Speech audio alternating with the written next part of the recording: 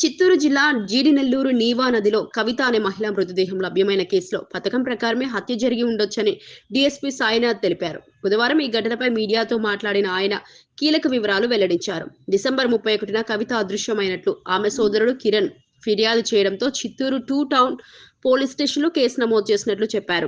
దర్యాప్తులో కవితకు ఎస్బీఐ ఉద్యోగి గణేష్ తో ప్రేమ సంబంధం ఉన్నట్లు తెలిసిందన్నారు. పెళ్లి చేసుకుంటానని నమ్మించి ఆమెను హత్య చేసి ఉండవచ్చనే అనుమానంతో పోలీసులు విచారణ కొనసాగిస్తున్నట్లు తెలిపారు. అతను బుకాయించడం జరిగింది. ఎందుకంటే అతను హ్యాండిక్యాప్డ్ పర్సన్ అయినందువలన కొద్దిగా టెక్నికల్గా చూసాము. టెక్నికల్గా చూస్తే ఆయన మొబైల్ మొత్తం టోటల్గా ఆయన ఆ రోజు కూడా బ్యాంకులోనే ఉన్నట్ల మాకు తెలిసింది.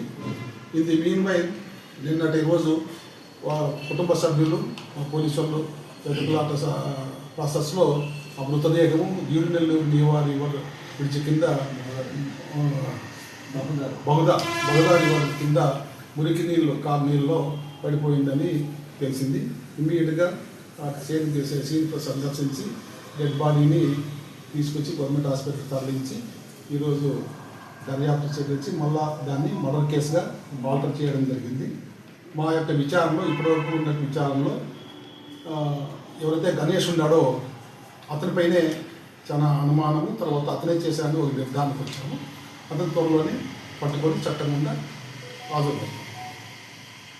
నిర్లక్ష్యం అని చెప్పేసి కొన్ని సోషల్ మీడియా గ్రూప్లో గిట్టని కొంతమంది రాజకీయ నాయకులు అనవసరమైనటువంటి ఆరోపణలు చేస్తున్నారు.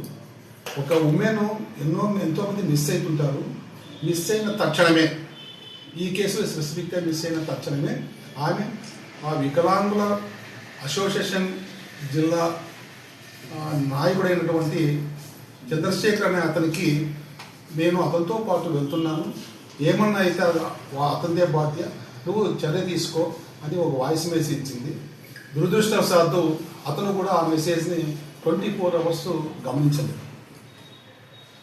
ఆ మెసేజ్ వెంటనే అతని కుటుంబ సభ్యులకు కానీ లేకపోతే ఆయన గమనించిన పోలీసు వాళ్ళకి సమాచారం ఇచ్చినా కూడా దీంట్లో కొద్దిగా మనం ఇమీడియట్గా రష్ అయ్యి ఆమెని సేవ్ చేయడానికి అవకాశం ఉండేది.